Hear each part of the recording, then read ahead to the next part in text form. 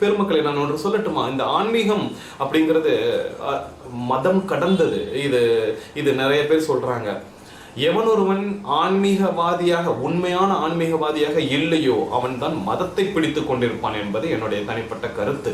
இந்த மதம் என்பதையெல்லாம் கடந்து இந்த சிவபெருமான், இந்த விஷ்ணு, இந்த யமதூதன் இவர்களை எல்லாம் கடந்து ஒரு நிலையில் நிற்பான். இதையெல்லாம் கடந்து ஒரு நிலையில் நிற்பவன் தான் ஒரு சிறந்த குருவாக, ஒரு சிறந்த ஆன்மீகவாதியாக இருக்க முடியும் என்பது என்னுடைய தெளிவு நிலை என்று நான் எண்ணுகிறேன்.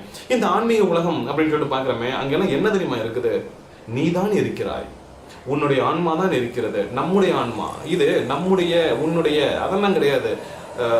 அது ஒரே ஆன்மா தான், அதுதான் அங்கே இருக்கிறது.